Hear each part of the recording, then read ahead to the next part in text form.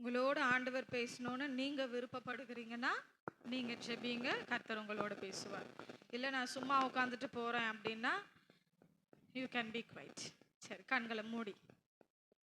ஸ்தோத்திர ஆண்டவரே, ஸ்தோத்திரிக்கிறேன் தகப்பனே, நல்லவரே அப்பா, உமக்கு ஸ்தோத்திரம்.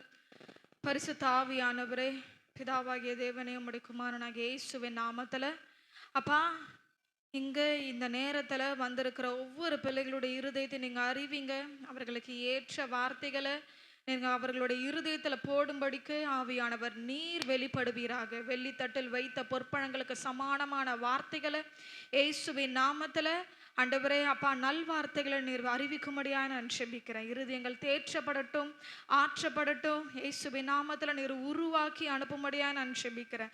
அப்பா, இந்த இடத்துல இருந்து போகும்பொழுது நிறைவானவர்களாய் போக உதவி செய்யுங்க. இயேசுவின் நாமத்தில் ஜெபிக்கிறேன் நல்ல தகப்பனே, ஆமேன் ஆமேன். Price God. ஹல்லேலூயா. கொஞ்சம் சத்தமா ஹல்லேலூயா. டைம் என்ன ஆகுது? Sharp 10 o'clock. என் கண்ணுக்கு தெரியுது, உங்களுக்கு அப்படி தெரியுதா? Okay, fine. சரி, ஏன்னா 10 மணிக்கு தான் ஆரம்பிக்கிறேன்ட்டு முன்னாடியே சொல்லிடுறேன். அப்புறம் மணியை பார்த்துட்டு என்னடா இவ்வளோ நேரம் பேசுகிறாங்களா அப்படின்னு சொல்லிடக்கூடாது இல்லைங்களா? ஸோ ஷார்ப்பாக 10 o'clock தான் ஆரம்பிச்சிருக்கேன். சீக்கிரம் முடிச்சிருவேன்னு நம்புகிறேன். சரிங்களா? சரி, ஓகேலாம். நல்லா இருக்கீங்களா? சொல்கிறத பார்த்தாலே சூப்பராக தெரியுது. நல்லா இருக்கீங்களா? சத்தமா நல்லா இருக்கீங்களா? சந்தோஷமா இருக்கீங்களா? இங்கே தான் இருக்கிறீங்களா? இங்கே தான் இருக்கிறீங்களா? சந்தோஷம். இங்கே இருந்தீங்கன்னா சந்தோஷம். ஓகே, பிள்ளைங்க யாரும் இங்கேயும் அங்கேயும் நடமாடக்கூடாது. பிள்ளைங்க அழகாக உட்காருங்க. மறுபடியும் சொல்கிறேன், விபிஎஸ்ல மாத்திரம் ஆண்டவர் உங்களோட பேசுகிற தேவன் அல்ல, எல்லா நேரத்திலும் பேசுகிறவர். பிள்ளைங்களுக்கு பைபிள் எங்க? Very good. பெஞ்சமினை நாங்கள் கிளாப் பண்ணுங்க பார்க்கலாம். சூப்பர். அந்த அண்ணாட்ட மட்டும் தான் பைபிள் இருக்கு, தாரணி அக்காட்ட பைபிள் இருக்கு. சந்தோஷம். பைபிள் எங்கேயோ இருக்கு, நீங்க எங்கேயோ இருக்கிறீங்க. சரி, ஓகே. பிள்ளைகளுக்கு வேதத்தை கொடுத்து அனுப்புங்கள். படிக்க தெரிந்த பிள்ளைகளுக்கு முக்கியமாக பைபிள் இருக்கணும். எப்படி ஓனா ஒரு ட்ரெஸ் இருக்கோ, ஓனா பேக் இருக்கும், ஸ்கூலுக்கு ஓனா ஒரு டிஃபன் பாக்ஸ் இருக்கும், அதே போல் அந்த பிள்ளைகளுக்கு என்று தனியாக ஒரு வேத புத்தகம் இருக்கணும். சரிங்களா? புரியுதுங்களா? பெற்றோர்கள் கவனித்துக் கொள்ளுங்கள். 1 யோவான்ல யோவான் சொல்லுகிறார், என் பிள்ளைகள் சத்தியத்தில் வளர்கிறார்கள் என்ற சந்தோஷத்தை பார்க்கல வேறு சந்தோஷம் எனக்கு இல்லைன்னு சொல்றாரு. அதனால பிள்ளைகளுக்கு இப்பவே நீங்க சந்தோஷத்துல நீங்க சத்தியத்துல வளர்த்தீங்கன்னா தான் அவர்கள் நடக்கும் பொழுது உங்களுக்கு சந்தோஷமா இருக்கும். அதனால பைபிள் வச்சுக்கோங்க. வசனம் எங்க இருக்கு நான் சொல்லுகிறத தேடுங்கள். மறுபடியும் சொல்றேன், சின்ன பிள்ளைங்க இனிமே எந்த வாரமும் பைபிள் இல்லாம வரக்கூடாது. எழுத தெரிந்த பிள்ளைகள் நோட்டும் எடுத்துட்டு வரணும். புரியுதுங்களா? தெரியாத பாட்டிகளுக்கோ ஆயாக்களுக்கோ நீங்க தான் உதவி செய்யணும். சரிங்களா? அவங்க மற்றவங்கள டிஸ்டர்ப் பண்ணக்கூடாது. ஓகே? ஸோ இங்கேயும் அங்கேயும் நடமாடக்கூடாது. உச்சா வருது சுச்சா வருதுன்னா போகக்கூடாது. ஓகே? ஒரு பீரியடில் எவ்வளோ மணி நேரம்? 45 minutes உட்காந்துருக்குறீங்க இல்லையா? அதே போல் உட்காருங்க. சரியா? தண்ணி, அப்புறம் என்ன, பாத்ரூமு, இதுக்கெல்லாம் யாரும் போகக்கூடாது. Parents also should not allow your children to go out. படிக்க தெரிந்த பிள்ளைகளுக்கு. சரிங்களா? ஏதோ இப்போ ஜோனா ஓடுறான், பாப்பா ஓடுறாங்கன்னா அப்போ உங்கள் பிள்ளைங்க மட்டும் ஓடுது இல்லை, அதுங்களுக்கு இப்போ நான் என்ன பேசினாலுமே புரியாது. சரியா? ஸோ அதனால் படிக்க தெரிந்த பிள்ளைகள் பைபிளோடு வாங்க, நோட்டோடு வாங்க, எழுதுங்க. அவன் எழுதுறது அவனுக்கு புரிஞ்சா போதும். உடனே பேரண்ட்ஸ் பக்கத்துல இருந்து கொட்டாதீங்க. ஏய், இத்து வரும் இக்கு வரும் என்ன எழுதுற அப்படின்னு சொல்லி பண்ணாதீங்க. அவனே இப்போதான் ஒரு ஸ்டெப் எடுத்திருப்பான், அதையும் கொட்டி முடிச்சிடாதீங்க. சரிங்களா? அவனுக்கு புரிந்த மாதிரி அவங்களுக்கு புரிந்த மாதிரி அவங்க எழுதட்டும். ஓகேவா? அது தங்கிலீஷில் எழுதுறாங்களோ, இங்கிலீஷில் எழுதுறாங்களோ, ஹிந்தியில் எழுதுறாங்களோ, லெட் இட் பி. ஓகே, வசனத்துக்கு நேராய் செல்வோமா? கர்த்தர் யாரை கொண்டும் பேச சித்தமா இருக்கிறார். எத்தனை பேர் விசுவாசிக்கிறீங்க? யாரை கொண்டு ஆகிலும் ஆண்டவர் என்னோடு இடைப்படுவார். ஆமென். பாஸ்டர் தான் பேசணும், இல்லை அப்பா தான் பேசணும், இல்லை பெரிய ஊழியக்காரர்கள் தான் பேசணும், என் வாழ்க்கைக்கு என் தேவைக்கு இவர்கள் தான் வரணும்ட்டு இல்லை. ஆண்டவர் யாரை கொண்டு ஆகிலும் உங்களுக்கு அற்புதத்தை செய்ய வல்லவராக இருக்கிற. ஒரு சின்ன எக்ஸாம்பிள், எங்கள் மாமியார் அடிக்கடி சொல்லுவாங்க, எனக்கு ஆண்டவரை இன்ட்ரடியூஸ் பண்ணதே எங்கள் அப்பா தாம்மா அப்படின்வாங்க. எப்படிம்மா அவர் ரட்சிக்கப்படலன்னு சொன்னீங்களே, எப்படிம்மா அவர் இன்ட்ரடியூஸ் பண்ணாருன்னா எங்கள் மாமியார் விளையாட்டா சொல்லுவாங்க, அவர் தண்ணியிலே இருக்கிறவர். அதனால என்ன பண்ணுவாரா, தண்ணி அதாவது குடிக்கும் பொழுது சிலுவை போட்டுட்டு குடிப்பாராம். ஏன்பா சிலுவை போட்டு குடிக்கிறீங்கன்னு கேட்பாங்களா எங்கள் மாமியார். அப்போ சொல்லுவாங்களா, இல்லைம்மா சிலுவை போட்டு குடிச்சா வயிறு எரியாதும்மா அப்படின்ட்டு. ஹalleluya. அப்போ இதனால கூட அப்போ சிலுவை போட்டா ஏதோ ஒரு பாதுகாப்பு, அப்ப ஆண்டவர் ஏதோ ஒரு பாதுகாப்பு கொடுக்கிறார் அப்படின்றது அந்த சின்ன வயசுல யாரோ ஒருவர் மூலமா, ரட்சிக்கவே படாத ஒரு நபர் மூலமாய் ஆண்டவர் எங்க மாமியாருக்கு தெரிவித்தார். அதை காட்டிலும் இன்னொரு விஷயம், எங்க தாத்தா அதுக்கு மேல தண்ணியில இருக்கிறவர். அவர் அடிக்கடி சொல்லுவாரு, நான் ஜெபம் முடிச்சுட்டு வரும்பொழுதே, பாஸ்டம்மா சோத்திரம்மா, பாஸ்டம்மா சோத்திரம்மான்வர். அவர் வாய்க்கேற்றபடி எங்க தாத்தாவும் ஒரு தீர்க்கதரிசி ஆயிட்டான். கடைசியில நான் என்ன ஆயிட்டேன், பாஸ்டம்மா ஆயிட்டேன். அதனால என்ன சொல்ல வருகிறேன்னா, யாரை கொண்டும் கர்த்தர் உங்களோடு இடைப்பட வல்லவரா இருக்கிறார். ஹalleluya. அதனால இவங்க தானே பேசுறாங்க, சைட்ல பேசிக்கலாம், இங்க பாத்துக்கலாம் அப்படின்ட்டு இருக்கக்கூடாது. ஓகே ஓகே, நம்ம வார்த்தைக்கு நேராய் புறப்படுவோம். எசேக்கியல் 16ஆம் அதிகாரம் 6ஆம் வசனத்தை எடுத்து வாசிப்போம். எசேக்கியல் 16:6. எசேக்கியல் சாப்டர் 60.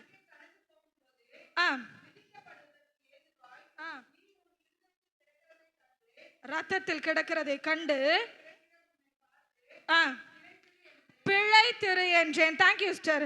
கவனிங்க, நான் மறுபடியும் வாசிக்கிறேன். நான் உன் அருகே கடந்து போகும்போது மிதிக்கப்படுவதற்கு ஏதுவாய் இருந்த உன்னை, உன் ரத்தத்திலே கிடக்கிறதை கண்டு உன்னை பார்த்து பிழைத்திரு என்றேன். இன்னைக்கு கர்த்தர் உங்களோடு பேச விரும்புகிற ஒரு வார்த்தை, பேசுகிற ஒரு வார்த்தை என்ன தெரியுமா?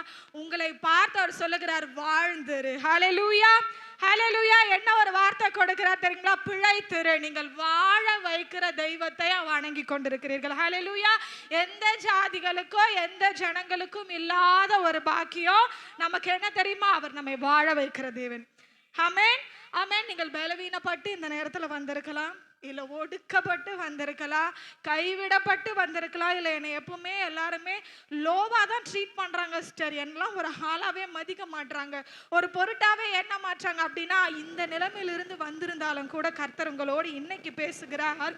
அவர் உங்களை வாழ வைக்கிற தேவன். ஹalleluya ஹalleluya. அவர் உங்களை வாழ வைக்கிற தேவன். அதனால தான் சொல்ற, ரத்தத்தில் இருக்கிற மிதிக்கப்படுவதற்கு ஏதுவாய் இருக்கிற உங்களை கண்டு என்ன சொல்றாரா? பிழைத்திரு. அவ்வளவுதான். யாருமே மதிக்கல, யாருமே மதிக்காம மிதிக்கிறதுக்கு ரெடியா இருக்கும் பொழுது ஆண்டவர் சொல்றாரு, இல்ல இல்ல நான் உன்னை வாழ வைப்பேன். ஆமென். பக்கத்துல கை கொடுத்து சொல்லுங்க பார்க்கலாம், நீங்க நல்லா வாழ்வீங்க. கொஞ்சம் சிரிச்ச முகத்தோடு சொல்லுங்க, நீங்க நல்லா இருப்பீங்கன்னு சொல்லுங்க பார்க்கலாம். நீங்க நல்லா இருப்பீங்க. ஆமென் ஆமென். நிச்சயமாய் கர்த்தர் உங்களை நன்றாய் வாழ வைப்பார். ஆமென். விசுவாசங்களை கரங்களை தட்டி ஆண்டவருக்கு நன்றி சொல்லாமா? நிச்சயமாய் கர்த்தர் என்னை நல்லா வாழ வைப்பார். ஆமென். எப்படி ஆண்டவர் வாழ வைக்கிற தேவனா இருக்கிறார் என்று நிறைய பேர் பைபிள்ல அநேக பாசிட்டிவ் கேரக்டர்ஸ், நல்ல கேரக்டர்ஸ் ஆண்டவர் வாழ வைத்தவராக இருக்கிறார். அதுல சில கேரக்டர்ஸ் நம்ம பார்த்து இன்னைக்கு நம்ம முடிக்க போகிறோம். யோசுவாவின் புத்தகம் 2ஆம் அதிகாரம் 13ஆம் வசனத்தை வாசிப்போம். யோசுவா 2:13.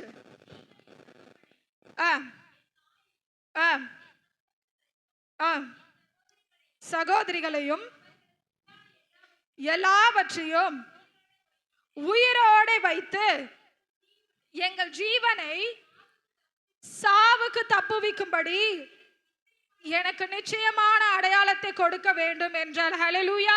அதே 2ஆம் அதிகாரம் 1ஆம் வசனத்தை வாசிப்போம். ஏன்னா யாரை பத்தி இது சொல்லப்படுது நம்ம தெரிஞ்சுக்கணும் இல்லையா?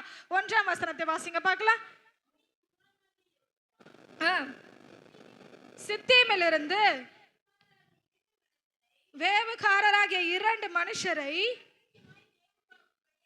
ரகசியமாய் வேவு பார்க்கும்படி அனுப்பி, நீங்கள் போய் தேசத்தையும் எரிகோவையும் பார்த்து வாருங்கள் என்றான். அவர்கள் போய் ராகாப் என்னும் பெயர் கொண்ட வேசியின் வீட்டிற்குள் பிரவேசித்து அங்கே தங்கினார்கள். அப்ப இந்த 2ஆம் அதிகாரத்துல யாரை பற்றி நம்ம அதிகமாய் பார்க்க போகிறோம் என்றால், ராகாப் என்னும் ஒரு வேசி தான் என்ன பண்றாங்க, இருக்கிறாங்க.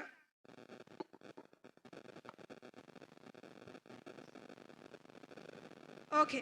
ராகாப் என்னும் வேசியின் வீட்டிற்குள்ள என்ன பண்றாங்க, பிரவேசித்து அவர்கள் தங்கி இருக்கிறார்கள். இப்ப அந்த வேசி என்ன பண்ணுகிறாள், அவர்களுக்கு தங்குவதற்காக இடம் கொடுக்கிறார். ஆமென். இப்ப அந்த எரிகோ பட்டணம் முழுவதுமாய் அழிப்பதற்காக தான், ஒரு வேவு பார்ப்பதற்காக 2 பேரை யோசுவா என்ன பண்றாங்க, இஸ்ரவேலுக்குள்ள இருந்து 2 பேரை அனுப்புறாங்க. அப்படி அழிப்பதற்காக வேவு பார்க்க அனுப்பும் பொழுது ராகாப் அந்த 2 பேருக்கு என்ன பண்றா, தயவு செய்கிறாள். ஹல்லேலூயா, ஹல்லேலூயா. வாசிப்போம், 12ஆம் வசனத்தை வாசிப்போம். அதே அதிகாரம். நீங்களும் என் தகப்பன் குடும்பத்துக்கு தயவு செய்வோம் என்று கர்த்தர் பெயரில் எனக்கு ஆணையிட்டு. அப்படியே தொடர்ந்து வாசிங்க சிஸ்டர். என் தகப்பனையும் என் தாயையும் சகோதரரையும் சகோதரிகளையும் உண்டான எல்லாவற்றையும் உயிரோட வைத்து ஜீவனை சாவுக்கு தப்புவிக்கும்படி நிச்சயமான அடையாளத்தை கொடுக்க வேண்டும். அதாவது நாங்கள் வாழ்ந்திருக்கும்படி எங்களுக்கு ஒரு அடையாளத்தை கொடுங்க. கவனிங்க, அவள் செய்கிறதோ ஒரு வேசியின் வேலை. ஆனா அவளுக்கு குடும்பத்தின் மேல எவ்வளவு அக்கறை பாருங்க. என் தகப்பன், என் தாய், என் சகோதரர், என் சகோதரிகள், அவர்களுக்கு உண்டான எல்லாத்தையுமே. ஆமென். இன்னைக்கு நிறைய பேருக்கு குடும்பத்தின் மேலேயே அக்கறை இருக்கா? நல்லா வாழுறவங்களுக்கே குடும்பத்தின் மேல அக்கறை இருக்கா அப்படின்னா தெரியல. நானே ஏதோ ஒன்று போறேன் வரேன்ப்பா, நான் எங்கிருந்து பார்க்கறது. நிறைய பேரண்ட்ஸ்க்கு, முக்கியமா அப்பாக்களுக்கு தன் பிள்ளைகள் என்ன ஸ்டாண்டர்ட் படிக்கிறாங்கன்னு கூட தெரியாது, என்ன ரேங்க் வாங்குறாங்கன்னு தெரியாது. ஏன் வேலை என்ன? சம்பாதிச்சு கொடுக்கறது. நான் போறேன் வரேன் சம்பாதிச்சு கொடுக்கறேன்னா வேற எதுவுமே என்ன பண்ணக்கூடாது, என்ன கேட்க கூடாது. பிள்ளைங்க படிக்குதோ படிக்கலையோ அதெல்லாம் யார் வேலைன்னு சொல்லுவாங்க, அம்மா வேலைனா. ஆனா ஒருவேளை நம் சபையில அப்படி தகப்பன்மார்கள் இருக்க மாட்டீர் என்று நம்புகிறேன். ஒருவேளை அப்படி இருப்பீர்கள், ஆனால் கர்த்தர்களுக்கு சொல்கிறார், அதை மாற்றிக்கொள்ள வேண்டும். ஆமென். ஏன்னா ஒரு வேசியின் வேலை செய்கிற ராகாப்புக்கே தன் குடும்பத்தின் மீது அக்கறை இருக்கிறது. ஆமென். என்ன அக்கறை இருக்கிறது? நான் தயவு செய்தபடினால என்னுடைய குடும்பம் வாழ வேண்டும். எப்படி வாழ வேண்டும்ன்ற அந்த அக்கறை இருக்கிற என் தகப்பனையும் என் தாயையும் என் சகோதரரையும் சகோதரிகளையும் அவர்களுக்கு உண்டான எல்லாவற்றையும் வாழ வைங்க, பிழைத்திருக்க வைங்க. நான் செய்த தயவை, அந்த 12ஆம் வசனத்தை மறுபடியும் நான் வாசிக்கிறேன், கவனிங்க. இப்போதும் நான் உங்களுக்கு தயவு செய்தபடியினால் நீங்கள் என் தகப்பன் குடும்பத்துக்கு தயவு செய்ய வேண்டும். இங்க கவனிங்க, கர்த்தர் உங்களோடு பேசுகிறார். நீங்கள் வாழ்ந்திருக்க வேண்டும் என்றால் நீங்கள் என்ன செய்கிறீர்களோ, நீங்கள் செய்கிற தயவு, நீங்கள் செய்கிற இரக்கம், அது உங்களுக்கு திரும்ப செய்யப்படும். ஹல்லேலூயா. ராகாப் என்ன பண்ணா, தயவு செய்தால் தயவை பெற்றாள். ஹல்லேலூயா. தயவை என்ன பண்ணா, செய்தால் தயவை திரும்ப பெற்றாள். என்ன கவனிக்கலாமே, என்ன பண்றீங்க? Yes, okay. தயவை செய்தது மாத்திரமல்ல, அது திரும்ப பெற்றும் கொள்ளுகிறாள். ஏன்னா வசனம் சொல்லுகிறது, மனுஷன் எதை விதைக்கிறானோ அதையே அறுப்பான். அதை தான் என்ன பண்ணா உலக மனுஷன் அதை அப்படியே வேற விதமா டிரான்ஸ்லேட் பண்ணி வேற ஒண்ணு போட்டா சொரவண்ணா காய்க்கும் அப்படின்னு கேட்பாங்க இல்லைங்களா? கண்டிப்பா உண்மைதானே. வேற ஒண்ணு பாவக்காய் விதை போட்டீங்கன்னா எந்த தான் காய்க்கும்? பாவக்காய் தான் காய்க்கும். முருங்கைக்காய் மரம் வச்சா முருங்கைக்காய் தான் வரும். எனக்கு அதுல ரோஸ் வரணும்னா வருமா? வராது. அதே போலதான் ராகாப் தயவு செய்து தயவை பெற்றுக்கொண்டால் அந்த தயவு அவளை வாழ வைத்தது. ஆமென். அதான் வசனம் சொல்லுகிறது, இரக்கம் உள்ளவர்கள் பாக்கியவான்கள், அவர்கள் இரக்கம் பெறுவார்கள். அப்ப நீங்க நல்லா கவனிச்சுக்கோங்க, பெற்றோர்களா இருக்கிற நாம் என்ன செய்து கொண்டிருக்கிறோம் என்று கவனத்தில் இருக்க வேணும். அதுவும் இல்லாம ராகாப் எப்படிப்பட்டவளாம், அவர் ஆண்டவரை ஏற்றுக்கொள்ளாத ஒரு ஜனம். வேசியா இருக்கும் பொழுது அவளுக்கு ஆண்டவர் யாருன்னு தெரிஞ்சிருக்குமா? தன் சொந்த ரட்சகரா ஏற்றிருந்திருப்பாளா? ஆனா அவள் கேள்விப்பட்டிருக்கிறாள். எதற்காக அதை தயவு செய்தால்னா, ஐயோ இஸ்ரவேலின் தேவன் செங்கடலை 2ஆ பிரித்தாராமே, அந்த எகிப்து தேசத்தின் படைகள் அப்படியே அந்த கடலில் மூழ்கினாராமே. நீங்க 2ஆம் அதிகாரத்தை முழுசா வாசிச்சு பார்த்தீங்கன்னா அந்த வார்த்தைகள் இருக்கும். அப்படியே மூழ்கினாராமே. இதெல்லாம் கேள்விப்பட்டு கர்த்தரே தெய்வம் என்று சொல்லி அந்த தெய்வத்தின் நிமித்தம் நீங்கள் எனக்கு இரக்கம் செய்வீங்கன்ட்டு நான் உங்களுக்கு என்ன பண்ணியிருக்கேன், இரக்கம் பண்ணியிருக்கேன். ஆண்டு உங்களுக்கு சொல்லுகிறார், நீங்கள் வாழ்ந்திருக்க வேண்டும் என்றால் நீங்கள் மற்றவர்களுக்கோ பிறருக்கோ தயவு செய்ய வேண்டும். ஹல்லேலூயா. நீங்கள் என்ன செய்கிறீர், முக்கியமா நீங்கள் என்ன செய்கிறீர் என்பதில் கவனமாய் இருக்க வேண்டும். அதுதான் வசனம் சொல்லுகிறது, இரக்கமுள்ளவர்கள் பாக்கியவான்கள், அவர்கள் இரக்கம் பெறுவார்கள். சரி, ஓகே. அப்ப நான் செஞ்சதா அப்படியே ரிவர்ஸ் எனக்கு வருமா சிஸ்டர்னா? நிச்சயமாய் அப்படிதான் வரும். புறங்கூறுகிறவர்கள் பாக்கியவான்கள், அவர்கள் புறங்கூறப்படுவார்கள். ஆமென், ஆமென். தீமை செய்கிறவர்கள் பாக்கியவான்கள், அவர்கள் தீமையை அனுபவிப்பார்கள். இதெல்லாம் பைபிள் வசனம் இல்லை. உடனே வேதத்துக்கு புறம்பா சொல்றீங்களே சிஸ்டர். கவனிங்க, இதுதான் வசனம். என்ன வசனமாய் சொல்லப்பட்டிருக்கிறதுனா, மனுஷன் எதை விதைக்கிறானோ அதையே அறுப்பான். ஆகையினால நீங்கள் என்ன சொல்லுகிறீர்கள், என்ன செய்கிறீர்கள் என்பதுல கவனமாய் இருக்க வேண்டும். ஐயோ, நான் சின்ன வயசுல அப்போ நீங்க சொன்னபடி பாத்தீங்கன்னா சிஸ்டர், நான் இப்படிதான் சிஸ்டர் செஞ்சுதான் நான் இந்த நிலைமையில இருக்கிறேன். இன்னைக்கு நிறைய பேர் இது யோசிக்கிறீங்கன்னு நினைக்கிறேன். நான் சொல்லும் பொழுது ஆண்டவர் எனக்கு உணர்த்துகிறார், நான் செஞ்சுதான் நீங்க சொன்ன மாதிரி எல்லா தயவும் செஞ்சேன், எல்லாமே பண்ணேன், இறக்கெல்லாம் பண்ணேன். ஆனா கடைசியில நான் இந்த நிலைமையில இருக்கிறதுக்கு காரணமே என்னது? அந்த தயவு தான், அந்த இறக்கம் தான். உங்களுக்கு ஆண்டவர் அழகாய் ஒரு வார்த்தை சொல்லுகிறாருங்க, அவர் உங்களுக்கு கடன்காரனா இருப்பார். எப்படி? ஏழைக்கு இறங்குகிறவன் கர்த்தருக்கு கடன் கொடுக்கிறார். அவன் கொடுத்ததை அவர் திரும்ப கொடுப்பார். அவர் கடன்காரனா இருக்க மாட்டார்.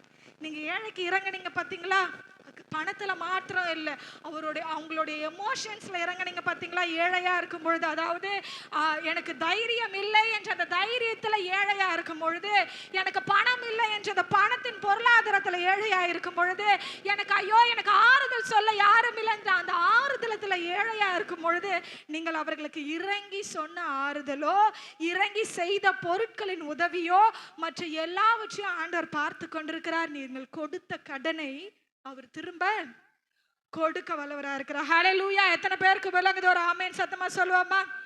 ஆமென்.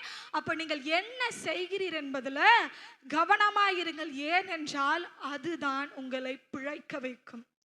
ஆமென், ஆமென். அப்போ இந்த ராகாப் என்ன பண்ணப்படுகிறாள்? அவர்களுடைய பட்டணமே அழிய போகிறது. பட்டணம் முழு எரிகோ பட்டணமே அழியும் பொழுது, அந்த ஒரு குடும்பம் மாத்திரம் என்ன பண்ணப்பட்டதா? காக்கப்பட்டது, பாதுகாக்கப்பட்டது, தயவு செய்யப்பட்டது. அந்த தயவு எங்கிருந்து வந்தது? அவள் செய்த தயவை அது திரும்ப பெற்றுக்கொண்டாள். ஆமென். அப்ப நான் ஆசீர்வாதமா இருக்கணும், நான் தயவு பெற வேண்டும், கர்த்தரிடத்தில் நான் இரக்கம் பெற வேண்டும், கர்த்தரிடத்தில் நான் கிருபை பெற வேண்டும், கர்த்தரிடத்தில் நான் மன்னிப்பை பெற வேண்டும் அப்படின்னா ஃபர்ஸ்ட் நீங்க என்ன பண்ணணும்? மன்னிக்கணும். பைபிள் அழகாய் ஒரு வசனம் இருக்கு. நான் என் ஃப்ரெண்ட்ஸ் கூட ஸ்கூல் டைம்ஸ்ல சண்டை போட முதல்ல நான் இந்த வசனத்தை அடிக்கடி ஃபாலோ பண்ணுவேன். என்னன்னா, மனுஷர் உங்களுக்கு என்ன செய்ய வேண்டும் என்று விரும்புகிறீர்களோ அதை நீங்களே செய்யுங்கள். ஆமென். ஒரு மனுஷன் ஏதோ ஒரு சண்டை, ஏதோ ஒரு பிரச்சனை, மனஸ்தாபம் வந்துருச்சு, நமக்குள்ள ஆட்டோமேட்டிக்கா என்ன வரும்? ஏன் அவங்க வந்து பேசக்கூடாதா? அவங்க வந்து சாரி கேட்க கூடாதா? நிச்சயமா என்ன வரும்? எல்லாருக்குள்ளயும் இது வரும். ஆனா இது என்னோட ஸ்கூல் டைம்ஸ்ல, நான் மறுபடியும் சொல்றேன், என்னோட ஸ்கூல் டைம்ஸ்லயோ காலேஜ் டைம்ஸ்லயோ அடிக்கடி நான் யோசித்து, ஆமா நம்ம ஏன் அவங்க வந்து பேசணும், என் ஃப்ரெண்டே தானா வந்து பேசணும், என் ஃப்ரெண்டே தானா வந்து ஒப்புரவாகணும்னு நினைக்கிறோம், நம்ம போய் ஒப்புரவாகலாமே. ஏன்? மனுஷர் எதை செய்ய வேண்டும் என்று விரும்புகிறீர்களோ அவ சாரி கேட்கணும் நான் நினைக்கிறேனே, அப்ப நான் போய் என்ன பண்ணிடலாம்? சாரி கேட்டுடலாம். அவங்க இந்த gift கொடுக்கணும். முக்கியமா இன்னொரு விஷயம், whenever I'm giving some gifts, யாருக்காவது நான் ஒரு gift கொடுக்குறேன் அப்படின்னா அவங்களுக்கு பிடிச்சி வாங்கி கொடுக்கறனோ இல்லையோ, எனக்கு பிடிச்சதை நான் வாங்கி கொடுத்துருவேன். காரணம் என்ன தெரியுமா? அப்ப ஏன்னா எனக்கு இது பிடிக்கும், அதனால அதை வாங்கி கொடுக்குறேன். என்னைக்காவது ஒரு நாள் நான் பண்ணுவாங்க.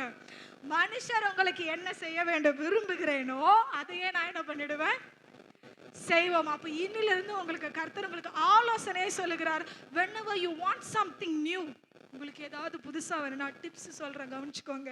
கர்த்தர் உங்களுக்கு சொல்லிக் கொடுக்கிறார், கவனிச்சுக்கோங்க. உங்களுக்கு என்ன வேணுமோ அதை சேர்த்து வைத்து நீங்க பிறருக்கு வாங்கி கொடுங்க. ஹல்லேலூயா, ஹல்லேலூயா. நிச்சயமா இது திரும்ப ஒரு நாள் உங்களிடத்தில் வரும். ஆமென், ஆமென். ஏன்னா என் ஃப்ரெண்டோட கல்யாணத்துக்கு நான் ஒரு பொருளை வாங்கி கொடுத்தேன். அவளுக்கு மொய்யா வைக்கிறது பதிலா ஒரு பொருளா வாங்கி கொடுத்தா, அந்த பொருளை பார்க்கும் பொழுதெல்லாம் என் ஞாபகம் வரணுமே அப்படின்னு சொல்லிட்டு ஒரு பொருளாய் நான் வாங்கி கொடுத்தேன். அதே போல என்னுடைய கல்யாணத்துக்கு நான் வாங்கி கொடுத்த டபுள் மடங்கு எனக்கு ஒரு பொருளாய் வாங்கி கொடுத்தேன். ஹல்லேலூயா. அப்ப what does it mean? So whatever you give, whatever you sow, என்னெல்லாம் நீங்க விதைக்கிறீர்களோ you will reap that. ஆமென். நீங்கள் எதை விதைக்கிறீர்களோ, மறுபடியும் சொல்லுகிறேன், அதை அறுப்பீர்கள். எத்தனை பேருடன் கர்த்தர் பேசிக் கொண்டிருக்கிறார்? ஆமென் சொல்லுவோமா? ஹல்லேலூயா. அப்ப நீங்கள் தயவை விதைக்கும் பொழுது, இரக்கத்தை விதைக்கும் பொழுது, அன்பை விதைக்கும் பொழுது, மன்னிப்பை விதைக்கும் பொழுது, அதை திரும்ப கர்த்தரிடத்திலிருந்து நீங்கள் அறுப்பீர்கள். அது உங்களை பிழைக்க வைக்கும். ஹல்லேலூயா. யாருக்கோ ஒருத்தவங்களுக்கு நீங்க இரக்கம் செய்யும் பொழுது, ரோட்ல போறவங்களுக்கோ இல்ல பிறருக்கோ இரக்கம் செய்யும் போது ஆண்டவர் பார்ப்பார், நீயே மிதிக்கப்படுவதற்கு ஏதுவா இருக்கிற, ஆனா நீ இரக்கம் செய்யறப்ப, நீயே அந்த பட்டணத்துக்குள்ள இருக்கிற, நீயே அந்த பட்டணத்தோட அழிக்கப்படுவதற்கு ஏதுவா இருக்கிற, ஆனா நீ அங்க இரக்கம் செய்யும் போது என்ன தெரியுமா நடக்கும்? அந்த பட்டணத்துல முழுவதுமாய் அழிந்தாலும் நீ அழிய மாட்ட. ஹல்லேலூயா, ஹல்லேலூயா. விசுவாசம் கரங்களை தட்டி, உன் பக்கத்தில் 1000 பேரோ உன் வலது புறத்தில் 10,000 பேரோ விழுந்தாலும் அது உன்னை அணுகாது. ஆமென். உன் கண்களால் மாத்திரம் நீ அதை பார்த்து துன்மார்க்கனுக்கு வரும் பலனை காண்ப. ஹல்லேலூயா. நிச்சயமாய் கர்த்தர், ஒருவேளை நானும் 20,000 தான் சிஸ்டர் வாங்குறேன், என் கூட இருக்கிறவங்கள நான் வாங்குற அதே 30,000 தான் வாங்குறாங்க, என் ஹஸ்பண்ட் வாங்குற அதே 50,000 தான் வாங்குறாங்க, ஆனா ஆண்டவர் உங்களுக்கு ஒரு நற்செய்தி சொல்லுகிறார், அவர்களை பார்க்கலும் நீங்கள் வாழ்ந்திருப்பீர்கள். ஹல்லேலூயா. அவர்களை பார்க்கலும் நீங்கள் பிழைத்திருப்பீர்கள். அவங்க சொல்லுவாங்க, எப்படிமா உனக்கும் எனக்கு ஒரே சாலரி தானே, எப்படி நீ இதை பண்ற? அதுதான் கிருபை. ஹல்லேலூயா, ஹல்லேலூயா. எப்படி இந்த பொருளை வாங்குற? நானும் அதே 25,000 தான் சம்பாதிக்கிறேன், நானும் அதே 60,000 தான் சம்பாதிக்கிறேன், ஆனா என்னால சேர்த்து வைக்க முடியல, வாங்க முடியல. How you can அப்படின்னா you have to tell them that it is a grace of God. ஆமென். நீங்க அவங்க கிட்ட சொல்லணும், அது கர்த்தருடைய கிருபை. ஹல்லேலூயா. ஏன்? அவர் என்னை பார்த்து சொன்னார். என்ன சொன்னாரா? பிழைத்திரு என்று சொன்னார். ஹல்லேலூயா. அவர் என்னை பார்த்து சொன்னார். என்ன சொன்னார்? வாழ்ந்திரு, நீ எல்லாவற்றிலும் வாழ்ந்து சுகமாய் இருக்கும்படி விரும்புகிற ஒரு தேவன். ஹல்லேலூயா. இன்றைக்கு ஆண்டவர் உங்களுக்கு ஒரு அருமையான வார்த்தை சொல்லுகிறார், நீங்களும் நானும் சுகமாய் இருக்க விரும்புகிறார். ஆமென். அடுத்து வாசிப்போம். 1 ராஜாக்கள் 17ஆம் அதிகாரம் 10வது வசனத்துல ஒரு நபரை நான் காண்பிக்க விரும்புகிறேன். 1 ராஜாக்கள் 17:10. அப்படியே அவன் எழுந்து சாரிபாத்துக்கு போனான்.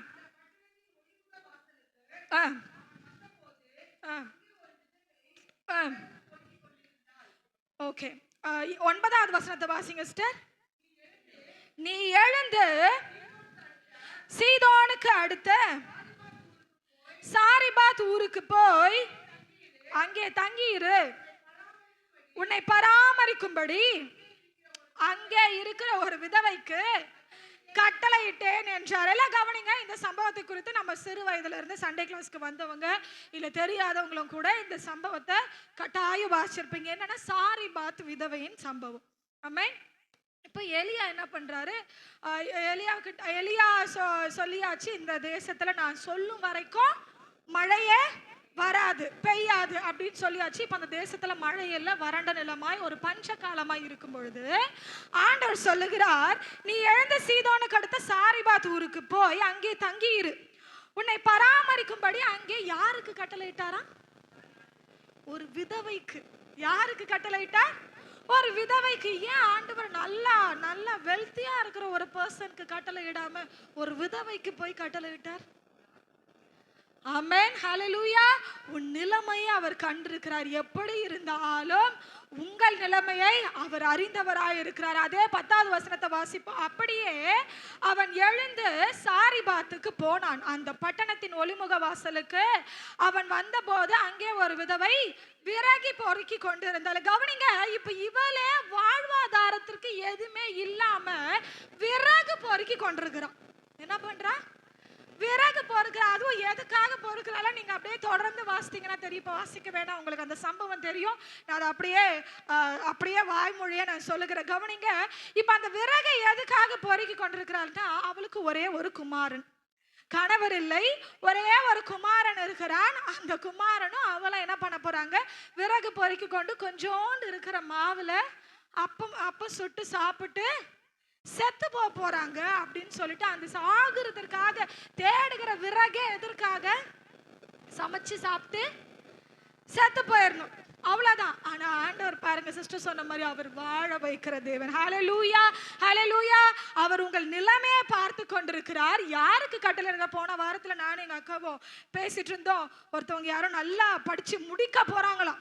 முடிக்கிற நேரத்துல ஆண்டவர் என்ன பண்ணாரோ, ஊழியத்துக்கு அழைச்சாரா. அப்ப நான் விளையாட்ட சொன்னேன் அக்காட்ட, அவர் வேற வேலையே இல்லைக்கா, எப்பவுமே இந்த மாதிரி தான்க்கா, என்ன பண்ணுவார் ஆண்டவர்?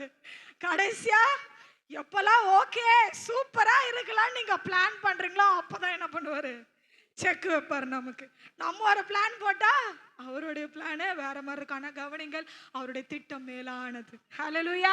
எத்தனை பேரை ஒத்துக்க முடியும்? என்னுடைய திட்டத்தை பார்க்கிறோம், அவருடைய திட்டம் மேலானது. ஆமென். இப்போ கவனிங்க, விதவை ஒரு பிளான் போடுறா. என்ன பிளானு? 2 விறகு பொறுக்குவோம், நம்ம என்ன பண்ணலாம், இருக்கிற மாவுல அப்ப சுட்டு சாப்பிடுவோம், அதுல செத்து போயிடலாம் அப்படின்னு சொல்லிட்டு ஒரு பிளான் பண்றாங்க. இப்ப ஆண்டவர் என்ன பிளான் பண்றாரு? அம்மா, இன்னொரு பிளான், உனக்கு பிளான் பி வருது. என்னது? 2 அப்பம் இல்ல 3 அப்பமா நீ சுடணும். எதுக்காக? யாருக்காக? ஒரு ஊழியக்காரர் வருகிறார், ஒரு எளியவர். நம்ம இப்படி கொஞ்சம் நம்மளுடைய இதுக்கு கற்பனை பண்ணி பார்ப்போம். இப்ப பாஸ்ட் வந்து உங்ககிட்ட ஏற்கனவே நீங்க ஒரு தேவையில இருக்கிறீங்க, சரிங்களா? ஒரு பெரிதான தேவை, எனக்கே இது எதனா கிடைக்குமா, பாஸ்டே கூட தருவாரா அப்படின்னு சொல்லிட்டு நம்ம ஒரு தேவையில இருக்கும் பொழுது பாஸ்டர் வந்து, சிஸ்டர் எனக்கு இதுல இருந்து கொஞ்சம் தரீங்களா அப்படின்னு பொழுது உங்களுக்கு எப்படி இருக்கும்? அடப்பாவிகளா, வந்து ஜபம் பண்ணி நம்மள ஆசீர்வதிச்சு ஆண்டவர்கிட்ட எதனா ஒன்று கேட்டு ஒரு தீர்க்க தரிசனமான வார்த்தையை சொல்லி, சிஸ்டர் உங்களுக்கு இங்க இருந்து பணம் வருது, அங்க இருந்து பணம் வருது, காக்கா எடுத்துன்னு வருது, நரி எடுத்துன்னு வருது, எதனா சொல்லுவாருன்னு பார்த்தா என்ன பண்றாரு? நம்ம கிட்டயே வந்து கேட்கிறாரே அப்படின்னு கோவம் வருமா? அதே போலதான் இந்த விதவைக்கும் இருந்திருக்கும். ஆனா அவ என்ன சொல்லுகிறா? கவனிங்க, 12ஆம் வசனத்தை நான் வாசிக்கிற. கவனிங்க, அதற்கு அவள் பானையில் 1 பிடி மாவும் களையத்தில் கொஞ்சம் எண்ணெய். 1 பிடி மாவுனா எவ்வளவு மறந்திருக்கும்? இவ்வளவுதான், ஒரு கைப்பிடி. நீங்க அதிகபட்சம் இவ்வளவு. அதுல எனக்கு தெரிஞ்சு 2 அப்பம் வருமானு கூட எனக்கு தெரியல. சோ 1 பிடி மாவும் களையத்தில் கொஞ்சம் எண்ணெயுமே அல்லாமல் என்னிடத்தில் 1 அடையும் இல்லை. அப்ப நீங்க போயிட்டு அப்பம் எடுத்துன்னு வாண்டீங்க, ஏற்கனவே சுட்ட பழைய அப்பம் கூட என்கிட்ட என்ன இல்லை. இல்ல, ஒருவேளை பழைய அப்பம் இருந்திருந்தா ஒண்ணு அந்த பழைய அப்பத்தை நாங்க சாப்பிட்டு புதுசையாவது சுட்டு கொடுப்பேன், இல்ல பழைய அப்பத்தையாவது உங்ககிட்ட கொடுப்பேன். ஆனா அந்த அடையும் இல்லை என்று உங்களுடைய தேவனாகிய கர்த்தருடைய ஜீவனை கொண்டு சொல்லுகிறேன். என்ன பண்றா? சத்தியமா என்கிட்ட இல்ல சார், என்னை விட்டுருங்க சார். என்ன பண்றா? எலியா சார் என்கிட்ட என்ன பண்ணல, சுத்தமா இல்ல, என்கிட்ட போய் கேட்குறீங்களே அப்படின்னும் பொழுது அவர் சொல்றா, இதோ நானும் என் குமாரனும் சாப்பிட்டு செத்து போக அதை எனக்கும் அவனுக்கும் ஆயத்தப்படுத்துகிறேன், 2 விறகை பொறுக்குகிறேன். எத்தனை விறகு? அப்ப 2 அதாவது அதுலயும் கணக்கு பண்ணி பொறுக்குகிறா. இது பிள்ளைக்கு 1 விறகு, அம்மாவுக்கு 1 விறகுன்ற மாதிரி கணக்கு பண்ணி பொறுக்கிறார். அப்பொழுது பாஸ்ட் என்ன சொல்லி இருக்கணுமா? நீங்க வந்து சொல்றீங்க, நியாயப்படி இப்ப சொல்லுங்க, எனக்கு பாஸ்ட் கிட்ட சொல்றீங்க, பாஸ்டர் எனக்கு இவ்வளவு லட்சம் ரூபாய் தேவை இருக்கு பாஸ்டர், ஜாம் பண்ணுங்க பாஸ்டர் அப்படின்றீங்க. பாஸ்ட் என்ன பண்றாரு? சரிம்மா அதெல்லாம் இருக்கட்டும், நீ போய் ஃபர்ஸ்ட் ஒரு 10,000 எனக்கு எடுத்துன்னு வா அப்படின்றாருன்னு வச்சுக்கோங்க. என்ன சொல்வீங்க? போஸ்டரே தேவையில்ல, பாஸ்டர் என்ன பண்ணிடுவாரு? பறந்துருவாரு ஃபுல் செங்கல்பட்டுக்குமே. எப்படி?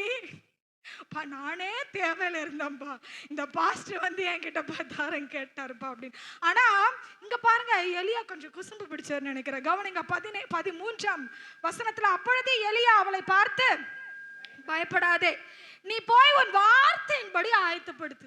கல் நெஞ்சக்கார மனுஷன் ஒரு வார்த்தை ஆறுதல் சொன்னாரா? ஏம்மா நீ சாவ போற, கவலைப்படாதம்மா, கர்த்தர் உன்னை வாழ வைப்பாருமா. எசேக்கியேல் 16:6 சொல்லப்பட்டிருக்குமா? என்ன சொல்லப்பட்டிருக்கு? நீயோ பிழைத்திறன் சொல்லப்பட்டிருக்குமா, அதனால நீ சாக மாட்டமான்னு சொன்னாரா? உன் வார்த்தையின்படி ஆயத்தப்படுத்து. அதாவது சொல்லுவாங்க, கோச்சிங்கனியா கோச்சு கொள்ளுவாங்க பாத்தீங்களா? அந்த மாதிரி என்ன பண்றாங்க? ஓ ரெடி பண்ண போறியா, சாவதற்காக ரெடி பண்றியா, சரி ரெடி பண்ணு, ஆயத்தப்படுத்து. ஆனாலும் முதல் அதிலே எனக்கு ஒரு சிறிய அடையை பண்ணி என்னிடத்தில் கொண்டு வா, பின்பு உனக்கும் உன் குமாரனுக்கும் பண்ணலாம். எப்படி இருந்திருக்கும் அந்த பதிலை கேட்கும் பொழுது? எப்படி இருந்திருக்கும்? பாவி மனுஷா, உங்களை தீர்க்கதரிசின்னு சொன்னாங்களேப்பா, உங்களை ஊழியக்காரன் சொன்னாங்களேப்பா, கட்சியில என்ன பண்றீங்க? நான் வச்சிருக்கிறதே தவளோண்டு, அதுலயுமே பங்கு கேட்கிற. சரி ஓகே நான் கொடுத்துட்றேன், ஒரு ஆறுதல் சொல்ல மாட்டியா? நீ போய் வார்த்தையின்படி ஆயத்தப்படுத்தினார். ஆனா கர்த்தர் அவர் ரொம்ப நல்லவர். அவர் உங்களுக்கு டஃபஸ்ட் சூழ்நிலை, ஏற்கனவே நான் ஒரு படுகுழியில போயிட்டு இருக்கிற மாதிரி இருக்கு சிஸ்டர், இந்த சூழ்நிலை ஆண்டவர் இன்னும் அலோவ் பண்ணி என்ன மேலும் மேலும் கஷ்டப்படுத்துறாரு சிஸ்டர்னா கவனிங்க. கர்த்தர் உங்களுக்கு நினைவூட்டுகிறார் என்ன தெரியுமா? அவர் உங்களை வாழ வைக்கும்படி அந்த சூழ்நிலைகளை உங்கள் குடும்பத்தில உங்க வாழ்க்கையில அனுமதித்துக் கொண்டிருக்கிறார். எத்தனை பேர் விசுவாசிக்கிறீங்க? ஆமென், ஆமென். அப்போ அந்த ஸ்திரீயை என்ன பண்ணுகிறாள்? 14ஆம் வசனத்தை வாசிக்கிறேன். கர்த்தர் தேசத்தின் மேல் மழையை கட்டளிடும் நாள் மட்டும் பானையின் மா செலவழிந்து போவதும் இல்லை, கலசத்தின் எண்ணெய் குறைந்து போவதும் இல்லை என்று இஸ்ரவேலின் தேவனாகிய கர்த்தர் சொல்லுகிறான் என்றான். கூட சேர்த்து இந்த வார்த்தையை சொல்லி அனுப்புகிறார். அவள் போய் எலியாவின் சொற்படியே செய்தாள். என்ன ஒரு கீழ்ப்படுகிற தன்மை! ஹல்லேலூயா! கர்த்தர் உங்களுக்கு சொல்லுகிறார், நீங்கள் வாழ்ந்திருக்கணுமா? எத்தனை பேருக்கு ஃபர்ஸ்ட் இந்த வசனத்தை கேட்கும் பொழுது சந்தோஷமா இருந்தது? உன்னை பார்த்து பிழைத்திருன்னு சொல்லும் பொழுது ஃபர்ஸ்ட் ஆண்டவர் சொல்லி கொடுத்தார், நீங்கள் தயவு செய்யுங்கள், அப்பொழுது தயவை பெறுவீர்கள். இரண்டாவது ஆண்டவர் உங்களுக்கு சொல்லுகிறார், ஊழியக்காரரின் வார்த்தைக்கு கீழ்ப்படியுங்கள், அப்பொழுது வாழ்ந்திருப்பீர்கள். பக்கத்துல கை கொடுத்து சொல்லுங்க பார்க்கலாம். பக்கத்துல கை கொடுத்து சொல்லுங்க பார்க்கலாம். தூங்குறாங்கன்னா அடிச்சு சொல்லலாம், ஒன்றும் பிரச்சனை இல்லை. என்ன சொல்லுவீங்க?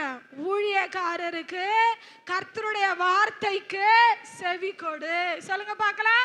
கர்த்தருடைய வார்த்தைக்கு ஊழியக்காரருக்கு செவி கொடுங்கள், அப்பொழுது பிழைத்திருப்பீர்கள். சொல்லுங்க, அப்பதான் பிழைப்ப. ஹல்லேலூயா, ஹல்லேலூயா. உங்களுக்கு பிழைப்பு வேண்டும் என்றால் கர்த்தருடைய வார்த்தைக்கு செவி கொடுங்கள். அவள் சொன்னபடியே இப்போ வாசிக்கலாம். 15ஆம் வசனத்தை வாசிக்கிறேன். அவள் போய் எலியாவின் சொற்படி செய்தால் அவளும் இவனும் அவன் வீட்டாரும் அநேக நாள் சாப்பிட்டார்கள். கரங்களை தட்டி ஆண்டவருக்கு நன்றி சொல்லுவோமா? இன்னைக்கு ஆண்டவர் இப்படிப்பட்ட ஒரு சூழ்நிலையை உங்க வாழ்க்கையில தர விரும்புகிறார். ஏன் தெரியுமா? முதல்ல சொல்றா, எனக்கு யாருமே இல்லப்பா, நானும் என் குமாரனும் மட்டும்தான். ஒண்ணுமே இல்லாதப்ப யாருமே வந்து நிக்கலங்க. ஆனா 15ஆவது வசனத்துல சொல்லப்பட்டிருக்கு, மாவு வந்துருச்சு, கலசத்துல எண்ணெய் வந்துருச்சுன்னு போது இப்ப யார் வந்து நிக்கிறாரா? வீட்டாரு. முன்னாடி அந்த வீட்டாரு இல்ல. இன்னைக்கு ஒருவேளை இன்னைக்கு அந்த சூழ்நிலை இருக்கிறீங்கன்னா ஆண்டவர் உங்களுக்கு சொல்லுகிறார், உங்கள் வீட்டார் உங்களை தேடி வருவார்கள். ஆமென். யார் யாரெல்லாம் உங்களை ஒதுக்கினார்களோ, உங்களை இகழ்ந்து பேசினார்களோ, உங்களுக்கு யாருமே இல்லைன்னு நினைச்சா அவ கடக்கிறா பாரு, அவன் கடக்கிறான் பாரு, யார் இருக்கா அவனுக்கு, யார் இருக்கா அவளுக்கு கேள்வி கேட்க நினைக்கிறாங்க பாத்தீங்களா? அதே விட்டார் உங்க தயவுல சாப்பிட வருவார்கள். ஹல்லேலூயா. விசுவாசிகள் கரங்களை தட்டி ஆண்டவருக்கு ஒரு நன்றி சொல்லலாமா? நிச்சயமாய் கர்த்தர் அப்படியாய் உங்களை வாழ வைக்க வல்லவரா இருக்கிறார். ஹல்லேலூயா, ஹல்லேலூயா. எப்படின்னா அந்த சாரிபாத் முதலாவது சொன்னபடியே எலியாவுக்கு அதை கொடுத்தான். கர்த்தருடைய வார்த்தைக்கு கீழ்ப்படிந்தார். ஆண்டவர் ஒரு வார்த்தையை உணர்த்துகிறபடினால சொல்லுகிறேன். இன்னைக்கு கவனிங்க, அதுவும் முதலில் சுடுகிற அப்பம். நீ சுட்ட 3வது அப்பம் கிடையாது, 2வது அப்பம் கிடையாது, நீ சுட்ட முதல் அப்பம். இன்னைக்கு நிறைய பேர் நம்ம சபையில தசம பாகங்கள் போடுகிறீங்க. நான் இல்லைன்னு சொல்ல மாட்டேன். 80% of the people are giving your tithe, but as God is imitating, telling me to உங்களுக்கு சொல்ல விரும்புகிறபடினா நான் சொல்லுகிறேன், அநேக தசம பாகம் போடுகிறீர்கள். ஆனால் அது எப்படி போடுகிறீர்கள்? முதல் பங்கையோ இல்லை முழுமையான பங்கையோ போடுகிறீர்களா என்று நீங்கள் கவனத்தில் வைக்க வேண்டும். ஏன்னா எலியாவுக்கு முதல் பங்கை கொடுக்கும் பொழுதுன்னு அவளுக்கு அந்த ஆசீர்வாதம் வந்தது. நான் கொடுக்கறேனே சிஸ்டர் அப்படின்னா ஆண்டவர் சொல்லுகிறபடினா நான் மறுபடியும் சொல்றேன், it is not my topic. என்னோட எதுவும் அந்த டாபிக் கிடையாது. சரியா? ஆண்டவர் சொல்றதுனால நான் சொல்றேன். அப்போ தசமபாகம் என்பது என்ன அப்படின்னா அது லேவிக்குரிய காரியம், அது ஆசாரனுடைய சம்பளம். ஆமென். அது அப்போ வசனம் சொல்லுகிற 10 கட்டளைகளில் ஒன்று என்னது? பிறனுடையதை, சத்தமா சொல்லுங்க, பிறனுக்குரியதை, பொருளையோ மனைவியையோ என்ன பண்ணக்கூடாதா? இச்சிக்க கூட. அப்போ ஆசாரியனுக்குரியதை, லேவிக்குரியதை நீங்கள் இச்சிக்கிறீர்களா அப்படின்னு நான் கேள்வியா வைக்கிறேன். நான் டாட் வைக்க விரும்பல. ஹல்லேலூயா. அப்ப ஆசாரியனுக்குரியதை முழுமையாக, அதாவது நான் கொடுக்கிறேன் ஸ்டார் அப்படின்னா அது தசம பாகம். It is not a பென்டபாகம். 5ல் ஒரு பங்கும் இல்லை, 2ல் ஒரு பங்கும் இல்லை, 3ல் ஒரு பங்கு இல்லை, 10ல் ஒரு பங்கு. அதை கொடுக்க கரெக்டாக கொடுக்குறோமா? எனக்கு தசம பாகல நாங்கள் நான் மறுபடியும் சொல்றேன், நிறைய பேர் போடுறீங்க. அதுல நம்ம சபையில நான் பேர் சொல்ல விரும்பல. எவ்வளோ ஒரு இடுக்கமான ஒரு சூழ்நிலை இருந்தாலும் நான் பார்த்து முழுமையான தசம பாகத்தை நான் ஆண்டவருக்காக கொடுத்துருவேன் பிரதர், கொடுத்துருவேன் சிஸ்டர் அப்படின்னு ஒரு குடும்பம் இங்க இருக்கிறது. ஆமென். அதனால கர்த்தர் அவர்களை இம்மட்டும் நடத்தி வருகிறார். ஹல்லேலூயா. நிச்சயமாய் உங்களையும் அப்படியாய் நடத்துகிறார், இனிமேலும் நடத்த வல்லவரா இருக்கிறார். அப்போ அந்த தசம பாகம்ன்றது it's a part of 10. It's not a part of 5 or 3 or 2 or 1. நீங்களே ஒரு பார்ட் பிரிச்சு என்ன பண்ணிடக்கூடாது, வச்சுக்கூடாது. மறுபடியும் சொல்ற, பிறனுக்குரியதை, ஆசாரியனுக்குரியதை, லேவியனுக்குரியதை, ஆண்டவருக்குரியதை இச்சித்து நீங்க எடுத்து வைக்கக்கூடாது. அப்போ இல்ல சிஸ்டர், எனக்கு ஏற்கனவே இது கொடுக்கறதுக்கே எனக்கு என்ன ஆகுது, இங்கேயும் அங்கேயும் எனக்கு பல செலவுகள்ல இடிக்குது, நான் வெளியே கடன் வாங்கி தான் கொடுக்குறேன், வெளியே இதை பண்ணி தான் அதை பண்ணி தான் என் குடும்பத்தை நடத்துறேன்னா, இல்லைங்க. இந்த சாரிபாத்தின் விதவையின் சம்பவத்தை நினைவில் வைத்துக் கொள்ளுங்கள். அவள் முதல் பங்கை, முதல் அடையை முழுமையாக பாதி எடுத்துட்டு வந்து கொடுத்தாலா, எங்க 2 பேருக்கும் மீதி வேணும்னு சொல்லிட்டு முழுமையாக எடுத்துட்டு வந்து கொடுத்த பொழுதுதான் அவளுடைய கலசத்தின் எண்ணெயோ அவளுடைய மாவும் குறையாமல் இருந்தது. நிச்சயமாய் கர்த்தர் உங்களுக்கு அப்படியே செய்ய வல்லவரா இருக்கிறார். எப்பொழுது நீங்கள் முதல் முழு பாகத்தை கொடுக்கும் பொழுது. ஆமென். மறுபடியும் சொல்றேன், it's not my topic. as God initiated me to tell this, I have told. சரிங்களா? ஆண்டவர் இதை சொல்ல விரும்புகிற என்னை ஏவினபடினால் நான் சொன்னேன். ஹல்லேலூயா. அடுத்த ஒரு சம்பவத்தை வாசித்து நான் முடிக்கலாம். லூக்கா எழுதின சுவிசேஷம் 10ஆம் அதிகாரம் 34வது வசனத்தை வாசிங்க.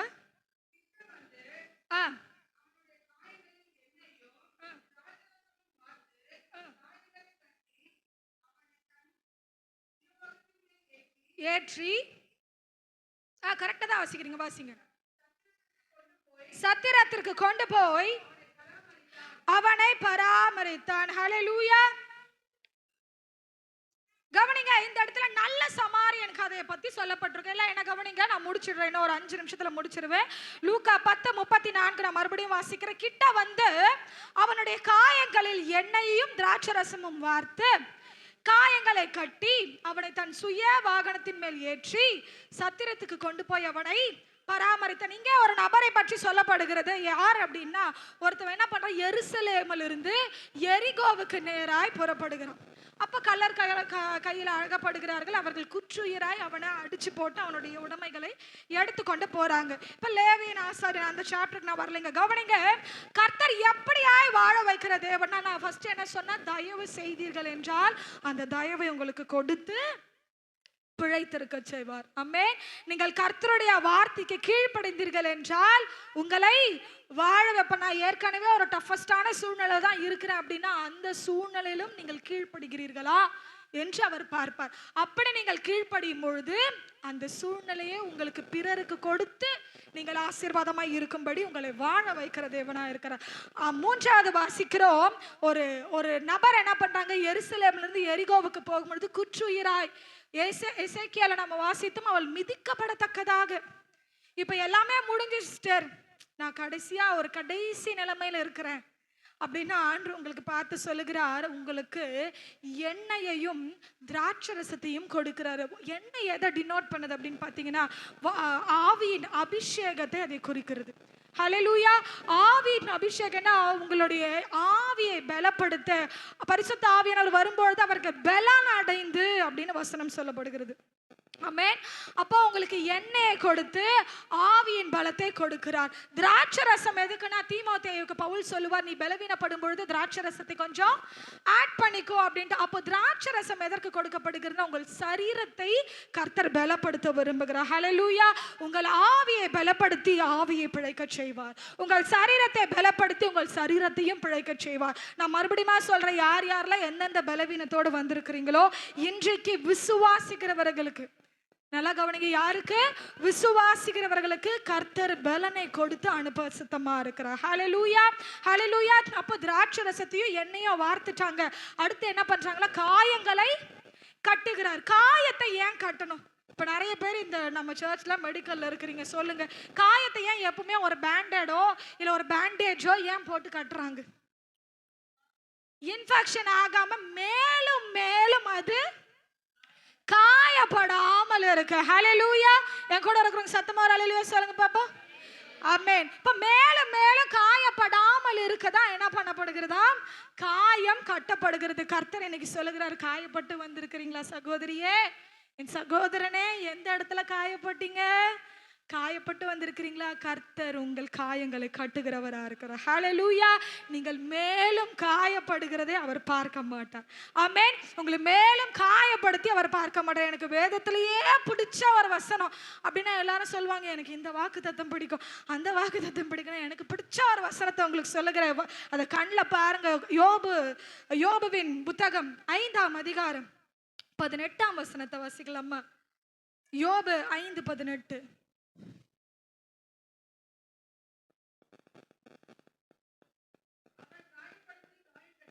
அவர் காயப்படுத்தி காயம் கட்டுகிறார், அவர் அடிக்கிறார், அவர் கை ஆற்றிற்று. ஹல்லேலூயா. என்ன ஒரு அழகான வசனம். அவர் காயப்படுத்துறார் தான், அவரே என்ன பண்றாரா? காயம் கட்டுகிறார். அவர் அடிக்கிறார் தான். எத்தனை பேர் என் பிள்ளைய நான் ஒரு அடி கூட அடிச்சதே இல்லை சிஸ்டர்ன்றவங்க கை தூக்குங்க பார்க்கலாம்.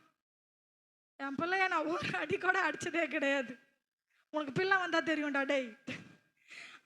சரி கவனிங்க. அப்போ எல்லாருமே என்ன பண்ணுவோம்? தீக்ஷா அடிக்கடி கேட்பா, மாமி ஐடா ஜெஷாவை அடிப்பீங்களா மாமி? மாமி ஜெஷாவை அடிப்பீங்களா மாமி? அடிச்சு நிறைய முறை திட்டும் வாங்கியிருக்கேன். ஹல்லேலூயா.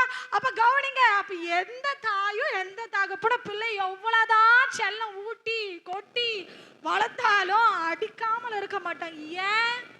என் பிள்ளை சரியான வழி நடக்கணும். அப்ப ஆண்டவர் உங்களை அடிக்கிறாருன்னா சும்மா சும்மா அடிக்கிறதுக்கு அவர் சும்மா தேவன் இல்லைங்க, அவர் உங்களை சீர்படுத்துவார். ஆமென். சீர்படுத்த வல்லவரா இருக்கிறார். அவர் அடிக்கிறார், அவர் கையை என்ன பண்ணுதான்? ஆற்றுகிறதா. நம்ம கூட என்ன பண்ணுவோம்? அடிச்சதுக்கு அப்புறம் ஒரு கொஞ்ச நேரம் கழிச்சு, போன வாரத்துல என் பிள்ளைய நான் அடிச்சுட்டு அனுப்பிட்டேன், நைஸா அடிச்சுட்டு நைஸா அனுப்பிட்டேன். அவங்க போயிட்டு அவங்க தாத்தா கிட்ட போய் படுத்துக்கிட்டாங்க. ஆனா என்ன பண்ணா, மனசு கேட்காம இவரை விட்டு அனுப்பின, குழந்தை கொஞ்சம் கூட்டு வந்துருங்களா, இன்னைக்கு என் பக்கத்துல படுத்துக்கிட்டோம் அப்படின்ட்டு. அவங்களுக்கு தெரியாது ஏன் கூட்டு போறாங்க அப்படின்ட்டு. ஆனா நைஸா என்ன பண்ண, கூட்டு வந்து என் பக்கத்துல படுக்க வச்சுட்டு. அப்போ அடிக்கிற கை என்ன பண்ணுகிறதா? ஆற்றுகிறதா. இன்னைக்கு ஆண்டு உங்களை தேற்றுகிறாருங்க. காயப்படுத்திட்டே இருக்கிறாங்க சிஸ்டர். என்ன ஜனங்க காயப்படுத்துறாங்க, என்னால தாங்க முடியல. என் சொந்த உறவுகளே என்ன காயப்படுத்துறாங்க, என்னால தாங்க முடியல. கர்த்தர் ஏன் இதை அலோ பண்றாரு, ஏன் இதை அனுமதிக்கிறாருன்னா, அவர் காயப்படுத்தினாலும் ஆண்டு இன்னைக்கு உங்களுக்கு சொல்லுகிறாருங்க, அவர் காயம் கட்டுகிறவராய் இருக்கிறார், அவர் அடிக்கிறார், அவர் கை ஆற்றுகிறதா இருக்கிறது. ஹல்லேலூயா. ஹல்லேலூயா. அந்த காயத்தை கட்டுவாராம். ஏன்? மேலும் மேலும் உங்களை காயப்படுத்த அவர் விரும்பவில்லை. ஹல்லேலூயா. ஹல்லேலூயா. அப்ப இந்த காயம் கட்டிட்டு என்ன பண்றாங்களோ, ஒரு நல்ல சத்திரத்துல கொண்டு போயிட்டு பராமரிக்கும்படி வைக்கிறார். இன்னைக்கு ஆண்டவர் அதுதான் உங்களுக்கு பாயிண்டர் சொல்றாரு. அவர் உங்களை காயம் கட்டுறது மாத்திரம் இல்லாம, உங்களுக்கு எண்ணெயை ஊற்றி உங்களுடைய ஆவியை பலப்படுத்துவதற்கு மாத்திரம் இல்லாம, சரீரத்தை பலப்படுத்துவது மாத்திரம் இல்லாமல் உங்களை பராமரிக்க, அதாவது நீங்கள் வாழ்ந்திருக்கும்படி, ஹல்லேலூயா, நீங்கள் பிழைத்திருக்கும்படி உங்களுக்கு என்று ஒரு ஸ்தலத்துக்கு உங்களை கொண்டு போக வல்லவரா இருக்கிறார். ஹல்லேலூயா. எத்தனை பேர் விசுவாசிக்கிறீங்க? நிறைய பேர் வீடு கட்டிட்டு இருக்கீங்க, வீடு கட்ட பிரயாசப்பட்டு இருக்கிறீங்க. நிறைய பேர் ப்ரமோஷனுக்கோ இல்ல வேலைகளுக்கோ இல்ல ஒரு வாழ்க்கையில ஒரு நல்ல இடத்துக்கு போக முற்பட்டு கொண்டிருக்கிறீங்களா? கர்த்தர் உங்களுக்கு சொல்லுகிறார், உங்களுக்கு சுகமான வாழ்வை அவர் வைத்திருக்கிறார். ஹல்லேலூயா. கர்த்தர் உங்களுக்கு வாக்கு கொடுக்கிறார், உன் சுக வாழ்வு சீக்கிரத்தில் துளிர்க்கும். ஹல்லேலூயா. விடியற் கால வெளுப்பை போல அது எழும்புமா? எப்படி? அப்படியே ஸ்லோவா தான் எழும்பும். சன்ன டபால்னு வந்துடாது, பொறுமையா தான் எழும்பும். எங்கடா சூரியன் வரலன்னு பார்த்தா பொறுமையா தான் எழும்பும். ஆனா அது விடியற் கால வெளுப்பம் போல எழும்பும் பொழுது என்ன ஆகும்? உங்கள் சுக வாழ்வு சீக்கிரத்தில் துளிர்க்கும். ஹல்லேலூயா. கர்த்தர் இன்றைக்கு சொல்லுகிறார், எசேக்கியேல் 16:6 ரத்தத்துல மிதிக்கப்படுவதற்கு ஏதுவா இருக்கிற உங்களை எண்ணி அவர் பார்த்தாருங்க. எத்தனை பேருக்கு அந்த அன்பு புரியுது? ஹல்லேலூயா. கடைசி சிஸ்டர் லாஸ்ட் ட்ரை, அவ்வளோதான் முடிஞ்சு. எனக்கு ஆண்டவர் சொல்கிற ஏவுகிறபடினால சொல்கிறேன், நான் லாஸ்ட் ட்ரைன்னு ஒரு வார்த்தை சொல்லிட்டு சில பேர் தெரிஞ்சிட்டு இருக்கிறீங்க. ஆண்டவங்க சொல்லுகிற லாஸ்ட் ட்ரை தானே, ட்ரை பண்ணி பாருங்க, கர்த்தர் அதை ரீஸ்டார்ட் பண்ண வல்லவராக இருக்கிறார். ஹல்லேலூயா. ஹல்லேலூயா. அதை பிழைத்திருக்கும்படி, நீங்கள் வாழ்ந்திருக்கும்படி அதை உங்களுக்கு வாய்க்க செய்வார். ஹல்லேலூயா. அப்படியே கண்களை மூடி ஜெபிக்கலாமா? ஆண்டவரே, என்னை பார்த்து பிழைத்திருன்னு சொன்னீங்களேப்பா, என்னை பிழைத்திருக்க பண்ணுங்க. அதுக்கு நான் தயவு செய்கிறேன்னு சொல்லுங்க. நான் நன்மை செய்கிறேன் அப்படின்னு சொல்லுங்க. ஊழியக்கார வார்த்தைக்கு நான் கீழ்ப்படுகிறேன்னு சொல்லுங்க. ஊழியக்கார வார்த்தைக்கு நான் கீழ்ப்படுகிறேன், நான் தயவு செய்கிறேன். அது எல்லாத்துக்கும் தாண்டி அப்ப என்ன ஒப்பு கொடுக்கிற எனக்காக ஒரு ஸ்தலத்தை, ஒரு சத்திரத்தை, ஒரு இடத்தை எனக்கு ஆயத்தப்படுத்திருக்கிறீங்களே, அது எனக்கு கொடுக்கும்படி நான் ஒப்பு கொடுக்கிறேன்னு சொல்லுங்க. ஒருவேளை அந்த நபர், அந்த காயப்பட்ட நபர், அந்த சமாரியன் தூக்கும் பொழுது, ஐயோ நீ சமாரியன் ஆயிற்று, என்னை ஏன் தொடுற, என்னை தூக்காத அப்படின்னு சொல்லியிருந்தா அந்த சுகமான வாழ்வுக்கு அவன் போயிருக்க மாட்டான். அவனுடைய காயத்திற்கு கட்டுகள் போடப்பட்டிருக்காது. ஆனா அவன் ஒப்பு கொடுத்தான். இன்னைக்கு நீங்க ஒப்பு கொடுங்க பார்க்கலாம். கண்களை மூடி கர்த்தாவே ஸ்தோத்திர ராஜா. பிதாவாகிய தேவனே, உம்முடைய குமாரனாகிய இயேசுவின் நாமத்துல அப்பா, நீங்க பிள்ளைகளோடு இடைப்பட்டிருக்கிறீர் என்று நான் விசுவாசிக்கிறேன். கர்த்தாவே, எல்லாமே அழிந்து போயிடுச்சு, என்னை சுற்றி இருக்கிறது எல்லாமே அழிய போகிறதுன்ற நிலைமையில ஒருவேளை இந்த இடத்துல யார் வந்திருந்தாலும் அந்த ராகாப்பை பிழைத்திருக்க பண்ணினீரே. எல்லாம் கேளுங்க பார்க்கலாம். அப்பா, அந்த ராகாப்பின் குடும்பத்தை பிழைத்திருக்க பண்ணினீங்களே, என் குடும்பத்தை பிழைத்திருக்க பண்ணுங்கப்பா. அந்த சாரிபாத்தின் குடும்பத்தை பிழைத்திருக்க பண்ணினீரே அப்பா. அவள் தனிமையா இருக்கும் பொழுது யாருமே அந்த வீட்டார் இல்லாத பொழுது இருந்தாங்கப்பா. ஆனா அவளுடைய தேவைகள் எல்லாம் சந்திக்கப்பட்ட போது அந்த வீட்டாருக்கு கொடுக்கத்தக்கதாய அவளை வாழ வைத்தீரே. என்னையும் அப்படியே ஆசீர்வதிங்கன்னு கேளுங்க பார்க்கலாம். வசனம் சொல்லுகிறது, கேட்கிறவர்கள் பெற்றுக்கொள்வார்கள். வாயை திறந்து கொஞ்சம் கேளுங்க பார்க்கலாம். ஆண்டவரே, என் வீட்டாருக்கு நான் போஷிக்கத்தக்கதாக என்னையும் பிழைத்திருக்க பண்ணுங்கன்னு சொல்லுங்க.